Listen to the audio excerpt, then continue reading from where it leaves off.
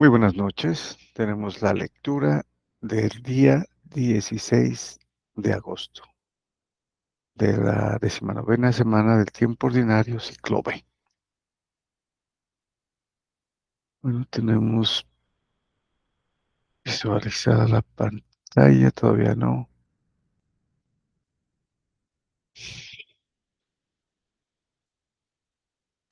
Muy bien. Celebramos a San Esteban de Hungría, bueno, mucho más conocido en Europa, ¿no? Siglo X. Bueno, vamos a nuestra primera lectura.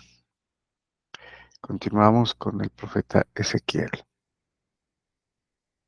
Bueno, entonces tenemos el capítulo 16 de Ezequiel, versículos del 1 al 15, el 60 y el 63. Bueno, entonces, para retomar, estamos con lo que Dios le dice al profeta del castigo que va a sufrir eh, Judá, ¿no? O sea, concretamente Jerusalén, por la invasión babilónica, ¿no? Con Nabucodonosor. Entonces dice Ezequiel, me fue dirigida esta palabra del Señor. Hijo de hombre, hazle conocer sus acciones detestables a Jerusalén.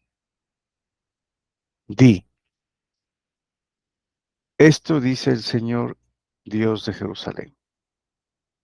Por tu origen y tu nacimiento eres cananea. Tu padre era amorreo y tu madre hitita. Así fue tu nacimiento. El día en que naciste, no te cortaron el cordón, no te lavaron con agua para purificarte, ni te friccionaron con sal, ni te envolvieron en pañales. Nadie se apiadó de ti, ni hizo por compasión nada de todo esto, sino que por aversión te arrojaron a campo abierto el día que naciste. Bueno, es una alegoría, ¿no? O sea, una comparación que hace el Señor con los comienzos del pueblo, ¿no? De su pueblo. Y aquí la comparación es con un nacimiento, pues, despreciado, ¿no? Continúa entonces, yo pasaba junto a ti y te vi revolviéndote en tu sangre y te dije, sigue viviendo, tú que yaces en tu sangre, sigue viviendo. Te hice crecer como un brote del campo. Tú creciste, te hiciste grande, llegaste a la edad del matrimonio. Tus senos se afirmaron y te brotó el vello, pero continuabas completamente desnuda. Bueno, el- la comparación pues es un proceso, ¿no? Desde que se nace, es un mal nacimiento, está despreciada, ¿no? Este bebé dejado prácticamente a la muerte, ¿no? Sin los mínimos cuidados que debe tener un niño recién nacido. Entonces, así compara a, a Jerusalén, o sea, al pueblo escogido, y básicamente detalla en esta alegoría todo el proceso, ¿no? Desde el nacimiento hasta su crecimiento, ¿no? Y luego, como veremos, ya al pacto. Pasé otra vez a tu lado, te vi en la edad del amor. Extendí mi manto sobre ti para cubrir tu desnudez. Con juramento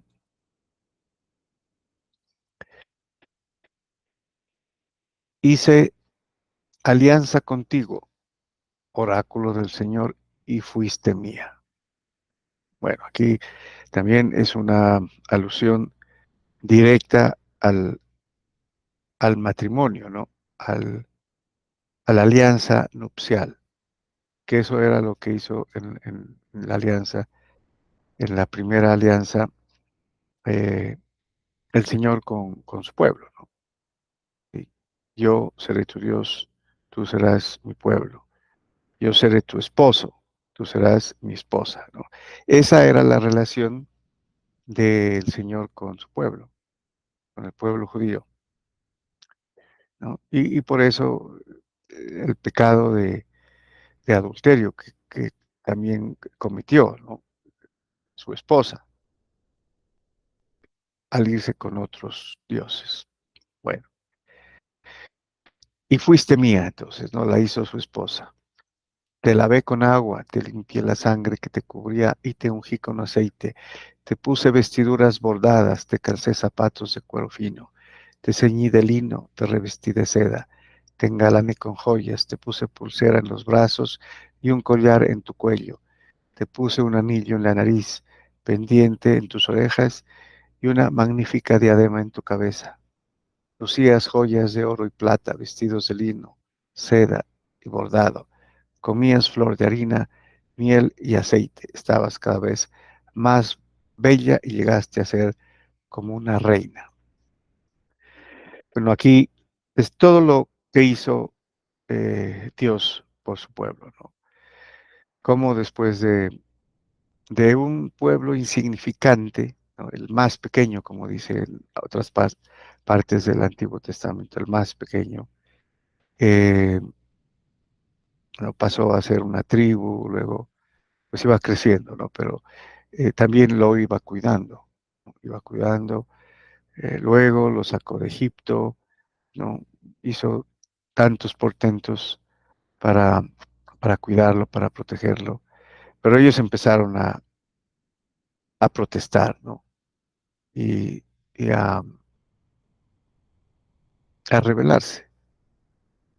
Pero como vamos en el relato del pasaje de Ezequiel, pues esto dice de lo que Dios había hecho por su pueblo, ¿no? Y llegaste a ser como una reina, dice, ¿no? Bueno, se difundió entre las naciones paganas la fama de tu belleza, perfecta con los atavíos que yo había puesto sobre ti, oráculo del Señor. Pero tú, confiada en tu belleza, te prostituiste, valiéndote de tu fama, prodigaste tus favores y te entregaste a todo el que pasaba. Con todo, yo me acordaré de mi alianza contigo en los días de tu juventud y estableceré contigo una alianza eterna. Esto ya es mesiánico, ¿no?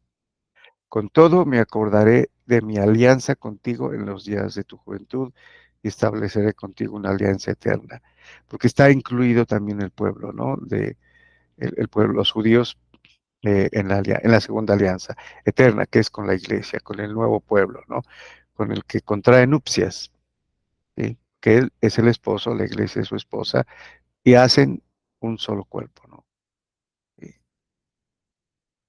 la iglesia y Jesucristo en el tiempo mesiánico contraen matrimonio, y esta vez eterno, ¿no? Porque es eterna, perdurará hasta la eternidad, ¿no?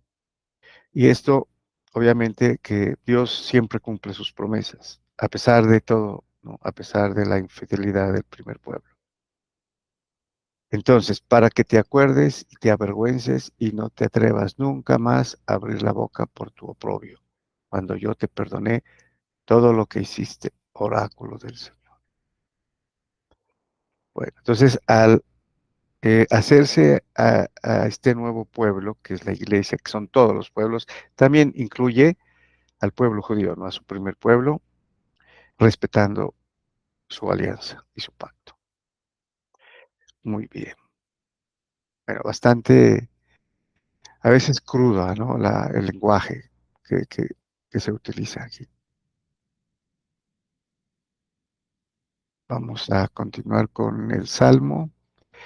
El Salmo responsorial es especial porque incluye a Isaías, el capítulo 12 del profeta Isaías en sus versículos del 2 al 6, y cuyo responso es: has cesado tu ira y me has consolado, ¿no? Y me has perdonado. Referente, pues, obviamente al pueblo judío, eh, general, al pueblo de Israel, en la segunda alianza, ¿no? Que también está incluido. Bueno, este, este capítulo 12 del profeta Isaías que vamos a leer en sus versículos de 2 a 6 es prácticamente todo el capítulo, ¿no? Es muy cortico. Y es prácticamente el epílogo de la primera parte de Isaías, que es un poema, ¿no? Es un poema en el que alaba, eh, exulta de alegría, ¿no? Por Dios, y, y da las gracias, ¿no? Es una acción de gracias que eh, compone el profeta Isaías, ¿no? Y obviamente lo hace en el contexto de la vuelta del pueblo judío del exilio en Babilonia, ¿no? Bueno, entonces, ¿qué nos dice el salmista? Él es mi Dios y Salvador. Confiaré y no temeré, porque mi fuerza y mi poder es el Señor. Él fue mi salvación, y sacarán aguas con gozo de las fuentes de salvación. Entonces, Dios salva nuevamente, ¿no? Siempre salva, da la salud, que sería otro término, ¿no? Similar. Él da la salud, Él salva. Bueno, pues seguimos con el Salmo, en esta siguiente parte. Aquí está la acción de gracias, ¿no? Den gracias al Señor, invoquen su nombre, cuenten a los pueblos sus hazañas, proclamen que su nombre es excelso. Entonces, Isaías, aquí en este caso, ¿no? Hace acción de gracias, eh, pidiendo o invitando a que se invoque el nombre de Dios, ¿no?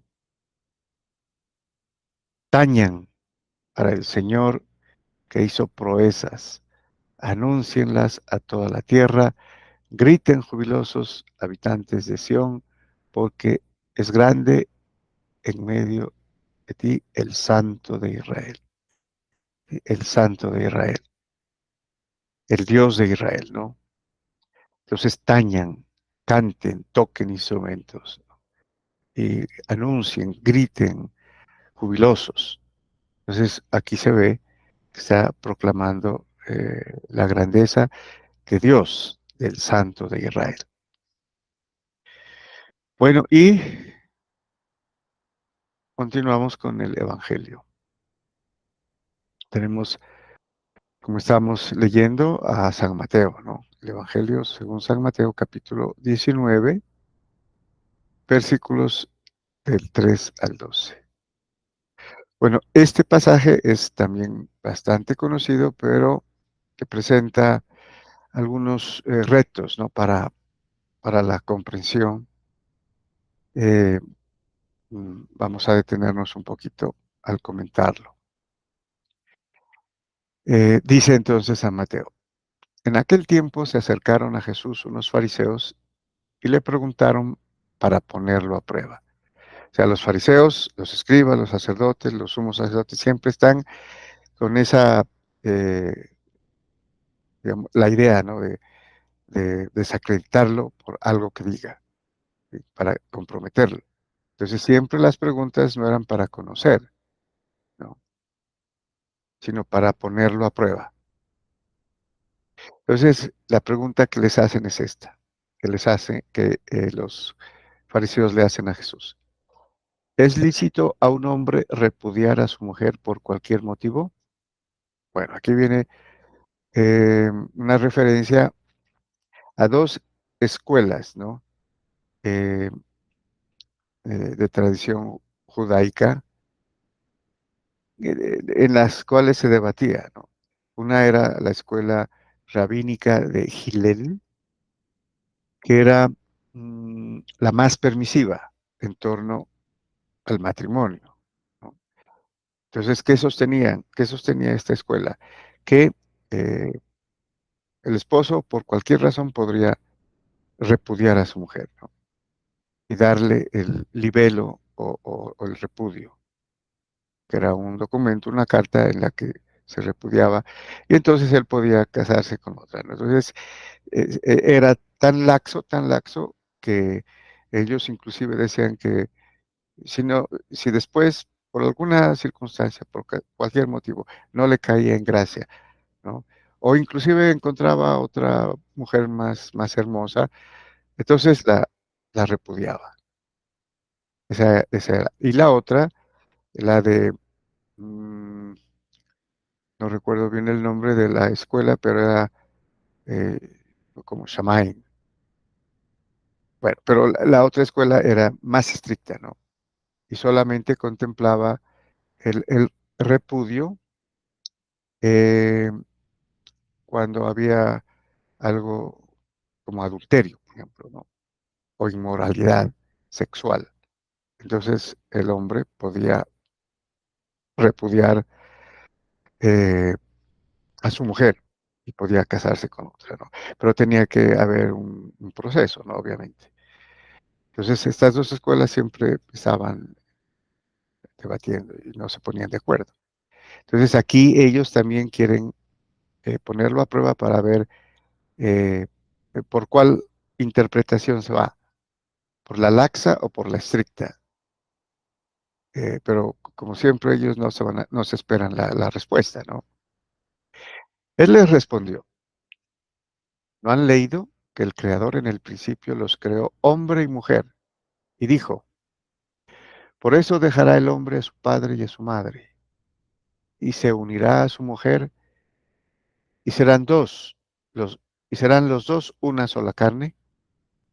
Les dice, ¿no han leído que en el principio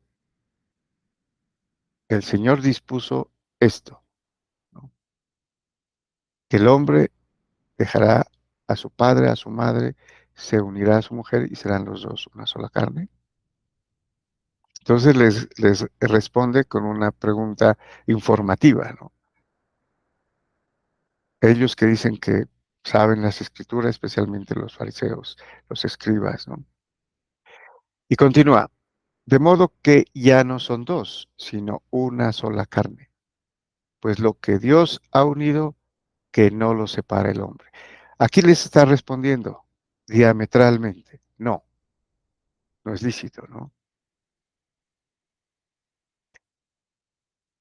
O sea, aquí se iría en contra de las dos escuelas, prácticamente, ¿no? Que no se esperaban los judíos, los fariseos que le preguntaban. Pero ellos insisten, dice, ellos insistieron. ¿Y por qué mandó Moisés darle acta de divorcio y repudiarla? Porque esto sucedió en la época de Moisés, ¿no? En ese particular contexto, en que ellos podían dar el acta de divorcio, o también llamado libelo, o un documento de divorcio. Entonces la respuesta es esta. Él les contestó, por la dureza de su corazón les permitió Moisés repudiar a sus mujeres, pero al principio no era así. O sea, les está explicando que sí, él les permitió, no lo mandó, no lo prescribió, sino que lo permitió. O sea, hizo una concesión especial, eh, dada la época, ¿no? Provisional, digamos así. Pero al principio no era así. Dios no lo dispuso así, de esa manera, ¿no? El divorcio. Entonces les insiste, pero al principio no era así. Y se refiere a lo que les dijo antes, ¿no? Los dos serán una sola carne. Pero yo les digo, bueno, aquí está lo nuevo. Pero yo les digo que si uno repudia a su mujer, no hablo de unión ilegítima y se casa con otra, comete adulterio. Bueno, aquí habría otra cosita que explicar porque en otras versiones dice, pero yo les digo que si uno repudia a su mujer, excepto en caso de adulterio o de inmoralidad sexual en otras versiones, ¿no? Y se casa con otra, comete adulterio. O sea, al parecer aquí hay una excepción, ¿no? Que estaría un poco más en la línea de la segunda escuela rabínica, ¿no? Que eh, interpretaba, ¿no? Sobre el matrimonio. Pero también aquí eh, se puede entender, esta excepción es cuando hay un caso de invalidez en el matrimonio, ¿no? Por alguna razón. Y hay casos en los que hay más fuerza de que un matrimonio sea inválido.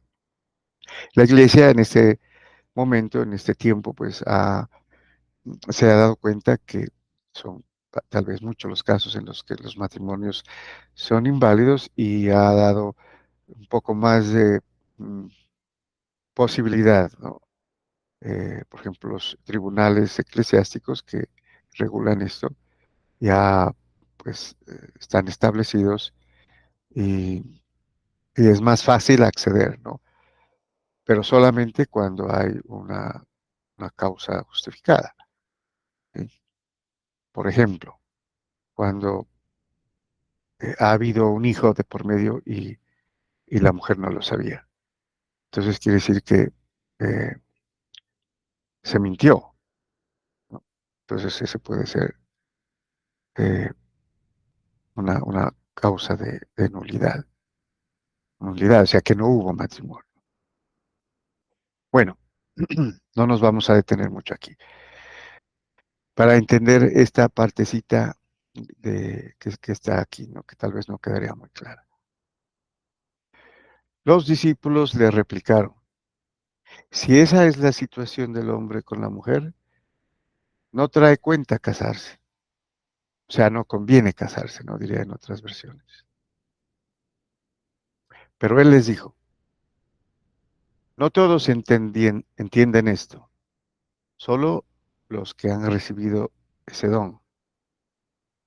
Bueno, entonces podríamos decir que el don eh, es el del matrimonio en realidad, ¿no? O sea, es una vocación. O sea, no todos entienden esto. Pero también se puede referir a otro don, al don de la virginidad. Entonces, lo va a explicar en este momento, ¿no? Pero lo hago para entender que el matrimonio es también un, un ministerio, digamos, ¿no? Para la familia, obviamente, ¿no? Para procrear, pero también es una vocación, ¿no? Entonces, cuando los apóstoles dicen, pues si la cosa es así, entonces no conviene casarse, porque ellos decían, no, si ya no puedo divorciar por cualquier motivo, entonces no conviene casarse, ¿no? Porque estaban acostumbrados a eso. Entonces les dice, no todos entienden esto, solo los que han recibido ese don, ¿no? Aquí se entendería, no entienden lo que les estoy diciendo, pero también lo del, lo del don del matrimonio y el don de la virginidad que sigue a continuación. Entonces dice Jesucristo, hay eunucos que salieron así del vientre de su madre. A otros los hicieron los hombres, y hay quienes se hacen eunucos ellos mismos por el reino de los cielos. El que pueda entender, entienda. Claro que en ese momento el que pueda entender, entienda, tal vez eran muy pocos, ¿no? Si acaso había que lo pudieran entender. Esto lo entendieron obviamente luego, después de Pentecostés, los mismos apóstoles tuvieron que haber explicado esto, ¿no? Porque las preguntas empezarían a multiplicarse al respecto, ¿no? Del matrimonio.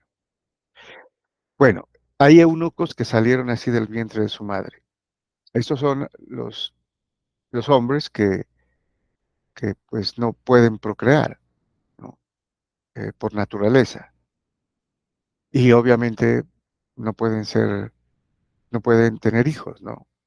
O procrear.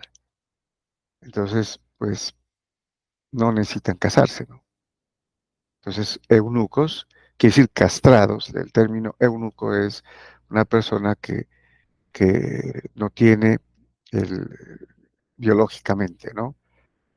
El sexo masculino, la genitalia que se llama, ¿no?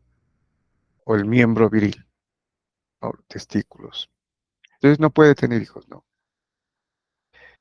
Eh, a otros los hicieron los hombres. Bueno, ese es el caso de los eunucos que pertenecían a la corte y su trabajo era cuidar eh, de las concubinas, ¿no? Y de las mujeres de los reyes. Pero eso fue mucho tiempo atrás, ¿no? David, a Salomón, los demás reyes. Entonces había una clase de guardianes que cuidaban a las concubinas, a las mujeres del rey, ¿no? Y ellos tenían que castrarse, los castraban, y era un honor, ¿no? Tal vez en esa época estamos hablando, pues obviamente, de culturas completamente diferentes, ¿no? Eh, y entraban al servicio del rey. Y obviamente, podríamos decir, era obvia la razón, ¿no? Por la que un hombre cuidando de tantas mujeres hermosas, bellas, eh, tenía que castrarse, ¿no? De lo contrario, el rey, que normalmente salía, ¿no? A cuestiones de guerra, etcétera, no podía estar tranquilo teniendo hombres cuidando a sus concubinas.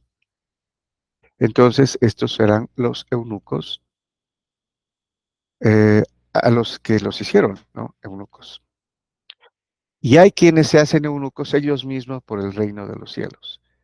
Entonces, los eunucos de esta tercera categoría son los que guardan su virginidad, que es una forma más dura, más estricta de ser eunuco, ¿no?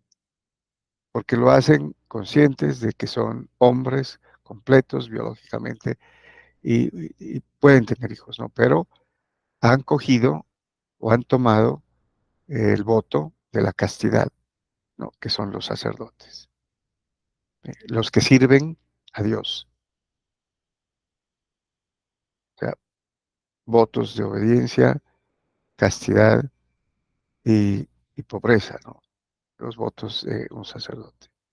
Entonces ellos se hacen eunucos a ellos mismos por el reino de los cielos.